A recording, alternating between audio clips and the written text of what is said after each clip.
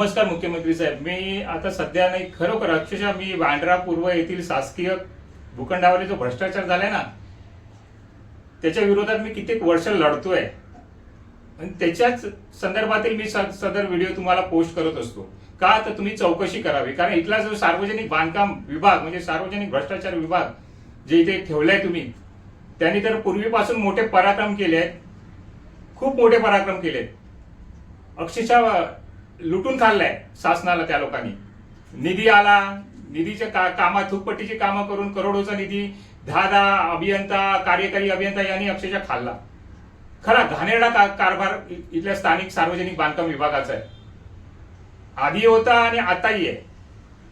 मी मागील 6-7 दिवसापूर्वी मी सदर सार्वजनिक बांधकाम विभाग 1 आणि 2 यांना पत्र दिलं की मला सदर अतिक्रमणातली जो नवीन सर्वे केला आहे त्याची यादी द्यावी. कार्यालयात जातो तर मी ह्या व्हिडिओच्या नंतर एक व्हिडिओ पोस्ट करतो. त्या सदर सार्वजनिक बांधकाम विभागातील कार्यालयाची अवस्था बघा.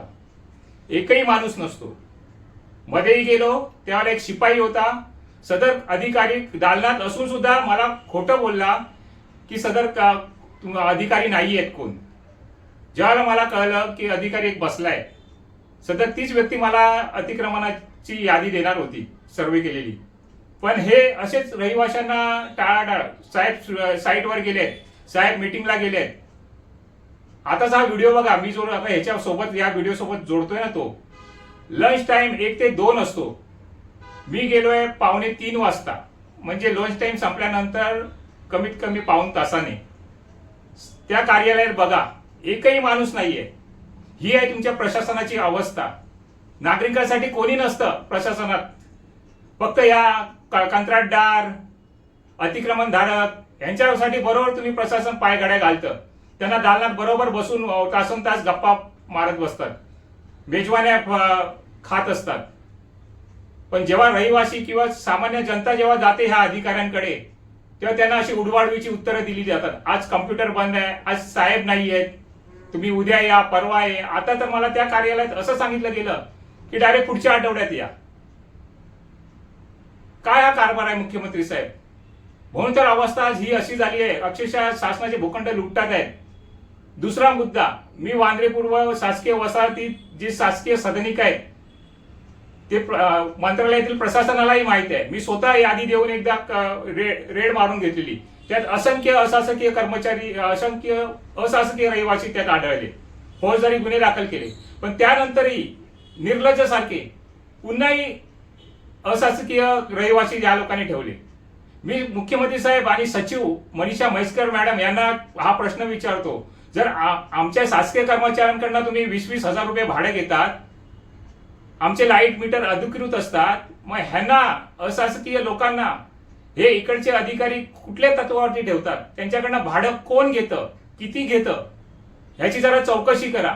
सदर ह्या अशासकीय लोकांना शासनाच्या सदनिकेत नियमबाह्य आपल्या शासकीय पदाचा गैरवापर करून कोणता अधिकारी ठेवत होता ह्याची सखोल चौकशी करा. आणि त्याला मुख्यमंत्री साहेब तुम्ही बोलताना जो चुकी करणार त्याला सोडणार नाही, पण त्यात तुम्हाला अधिकारी भेटतील. त्या अधिकाऱ्यांना सरळ बडतर्फ करा, ही मी विनंती करतो. आणि सदर माझे पुढचे व्हिडिओ आहेत ना ह्याला जोडलेले, ते बघा.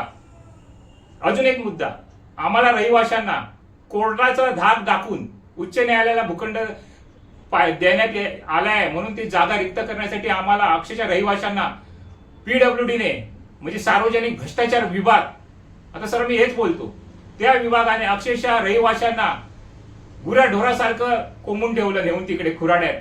खोटं सांगितलं. स्मार्ट सिटी अंतर्गत घरं, मागचा व्हिडिओ तुम्ही पाहिला, ती स्मार्ट सिटी अंतर्गत प्रकल्पातली घरच नाहीये, गळतात आहेत. त्यांना गेट नाहीये. अग्निशमन दलाला जर इमारतीला आग लागली तर त्याच्या बाजूने तेवढी जागा नाहीये फायर ब्रिगेडची गाडी जायला. हे कधी तुम्ही सर्वे केलाय? बघा मुख्यमंत्री साहेब आणि मनीषा म्हैसकर मॅडम, तुम्ही स्वतः या. मी अरुण ओटवकर तिथे उपस्थित राहणार आणि तुम्हाला दाखवेन तुमची स्मार्ट सिटी अंतर्गत घरी कशी आहेत. रहिवाशांना सांगितलं की 24 तास पाणी असणार, तुम्ही टाक्या लावू नका, कारण त्याच्यात टाक्या लावण्यासाठी जागाच नाही ठेवली आहे पाण्याच्या. रहिवाशांनी जुगाड करून स्वतःच्या खर्चात लावल्या. कशा बशा त्या अक्षरशः रहिवाशांची ना तुम्ही प्रशासनाने अक्षरशः वाट लावली आहे. तिकडे नेऊन, आणि त्याला जबाबदार आमचे स्थानिक काही संस्थेतील लोक आहेत. खोटं आमिष दाखवलं. आज त्यांची अवस्था एवढी आहे ना बेकार, अक्षरशः मुलांना, लहान लहान मुलांना खेळायला जागा नाहीये. न्यायालयाच्या भूखंडासाठी तुम्ही लहान मुलांचं मैदानही हडप केलंय. त्याच्यासाठी पर्यायी काहीच दिलेलं नाहीये. एक जे मैदान होतं छोटं लहान मुलांना शाळेच्या मागे, तेही राजकीय लोकांनी स्वतःची अतिक्रमणं करून ते अक्षरशः काबीज करून त्याच्यावरती आपली अतिक्रमणं केली आहेत. मोठमोठी स्थानिक आमदार यांनी केली आहेत. याची चौकशी करा. बँड्रा हा सर्वात मोठा भूखंड भ्रष्टाचार होतोय आणि इकडचे राजकीय लोकप्रतिनिधी करतात आहेत आणि सार्वजनिक बांधकाम विभागातले अधिकारी मिळून करतात आहेत. आणि ह्याला आशीर्वाद मंत्रालयातले मुख्य अभियंता, अधीक्षक अभियंता यांच्यापासून सर्व जोडलेले आहेत. सर्वांच्या आशीर्वादाने होतं. जेणेकरून कार्यकारी अभियंता हा तर इकडचा मोठा चोर आहे, हा इकडचा मधला दलाल आहे. हे मी का सांगतोय? कारण मी स्वतः एका कार्यकारी अभियंत्याच्या संपर्कात जेव्हा मी अतिक्रमणाचा विषय काढलेला ना, त्याच्या संदर्भात मी पत्रव्यवहार केलाय. अक्षरशः त्याने मंत्र्याच्या पत्राला केराची टोपली दाखवली आहे. तो भ्रष्ट कार्यकारी अभियंता कोण आहे माहिती आहे? राहुल वसईकर. तो आता भ्रष्टाचारात पकडलाही गेलाय. सदर हा राहुल वसईकर या बँड्रातील अतिक्रमणाचाही मास्टर माइंड आहे. मी जो नंतर पण एक व्हिडिओ सविस्तर भ्रष्टाचार कसा झालाय ना, तो मुख्यमंत्री साहेब तुम्हाला पाठवणार आहे. तो बघा, मग तेव्हा तुमचे डोळे उघडतील की हा भूखंड भ्रष्टाचार, शासनाचा भूखंड कसा ह्या लोकांनी, राजकीय लोकांनी आणि शासनातील लोकांनी कसा अक्षरशः हडप केलाय. आणि त्या लोकांना तुम्ही करोडोची घरं दिली आहेत. काल अधिवेशनात आमचे स्थानिक आमदार जे मूर्खासारखे बोलत होते ना, अक्षरशः मूर्खपणा होता. ते परब काका बोलत होते की आमच्या गरीब टपरीवाला, हो गरीब टपरीवाला नाही, टपरीवाला इकडचा करोडपती झालाय आता. ह्या परब काकांना एवढी तळमळ आहे, कळकळ वाटते त्या अतिक्रमणवाल्यांची, टपरीवाल्यांची. टपरीवाल्यांच्या मागे कोण आहे ना करोडपती, तो आणि परबांनाही माहित आहे. पण लोकांची दिशाभूल करायची का? तर आम्ही आमदार आहोत, लोकप्रतिनिधी आहेत. लोकप्रतिनिधी तुम्ही खोटं बोलताय. स्वतः इथे मी आता जाहीरपणे नमूद करतो की जे शिवसेनेचं कार्यालय आहे ना, तेही अतिक्रमणात आहे. माझ्याकडे आधीच्या यादीमध्ये ती अतिक्रमणात दाखवत आहे. त्यावरती सदर या परब काकांचं संपर्क कार्यालय आहे. म्हणजे एक लोकप्रतिनिधी अतिक्रमण करतो आणि त्यात आपलं कार्यालय ठाटतो. ही किती लाजिरवाणी गोष्ट आहे. आज करोडोच्या घरात राहतात आहेत परब काका. हे बोलावं लागतंय. माझा दुसरा व्हिडिओ येणार आहे ना मोठा सविस्तर बँड्रातील अतिक्रमणाचा, तो मी उद्या युट्यूब माझ्या चॅनलवरती टाकणार आहे. तो सगळ्या जनतेने बघावा. तर हा छोटा मोठा घोटाळा नाहीये, अक्षरशः प्रशासनच लुटतंय. म्हणून आता हा व्हिडिओ मी बनवावा लागलाय. एक टीजर समजा ह्याचा. पण आज जो कारभार केलाय ना सार्वजनिक बांधकाम विभागाने, म्हणून आज हा व्हिडिओ बनवलाय. उद्याचा व्हिडिओ तर सगळ्यांनीच बघा जनतेने. नमस्कार, जय हिंद. मी ह्या कार्यालयात आलेलो सार्वजनिक बांधकाम विभागाची. 2:45 वाजता आलेलो, एकही अधिकारी नव्हता. सार्वजनिक बांधकाम विभागाच्या वांद्रे पूर्व कार्यालयात आले. अवस्था बघा आता काय. त्याच्यावरती माझा वेळ पण आहे माझ्या व्हिडिओवरती. सदर वेळ बघा, 2:45 झाले. शासकीय कार्यालयात कोणी नाही आहे, फक्त ह्या तुम्ही कोण आहात?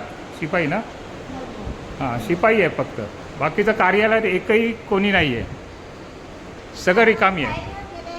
हे बघा इकडे दालनं बांधली आहेत, पण त्या दालनामध्ये कोण नाही. 2:45 वाजले आहेत.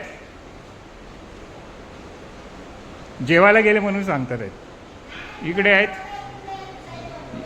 ह्या कार्यालय, ह्या दालनातही कोणी नाही. म्हणजे लोकांनी काय करायचं? हा कारभार आहे सार्वजनिक बांधकाम विभागाचा. मी आता कमीत कमी 4-5 वेळाला येऊन गेलो. मला यादी हवी आहे. कोणी नाही आहे. बघा वाजले किती बघा, 2:45 झालेत. एवढं मोठं कार्यालय आहे पण याच्यात एकही अधिकारी नाही आहे. हा कारभार आहे सार्वजनिक बांधकाम विभागाचा. बघा दिसतंय, फक्त कम्प्युटर चालू आहे, माणूस नाही आहे. वाजले किती आहेत? दुपारचे 3, 2:45 झालेत. पाहिजे माझ्या घड्याळात पण बघा, बघितलं 2:45 झालेत. आणि इथे कोणी नाही आहे कार्यालयात. हा काय प्रकार आहे प्रशासनाचा?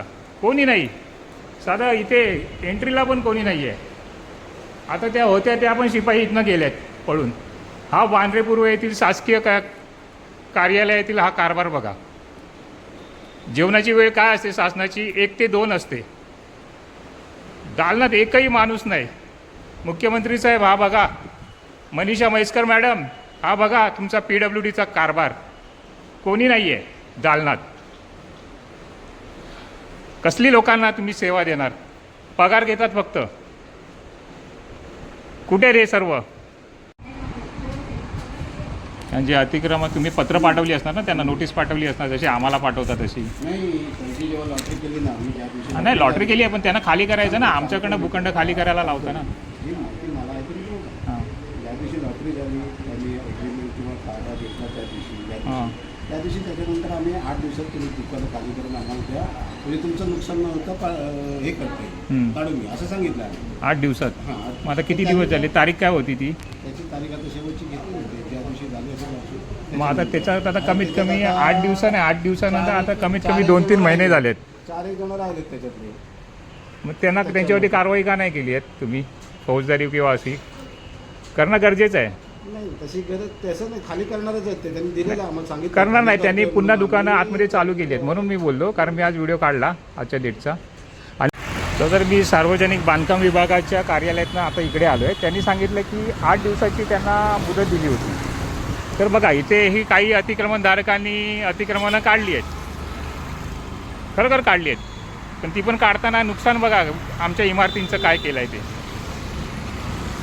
घाण पण तशीच टाकून गेली आहेत. ही सार्वजनिक बांधकाम विभागाची जबाबदारी आहे. बांधकाम जेव्हा अतिक्रमणधारक तोडतात आहेत तेव्हा. त्यानंतर ही दुकानं बघा, ह्यांना पण नोटीस दिली आहे.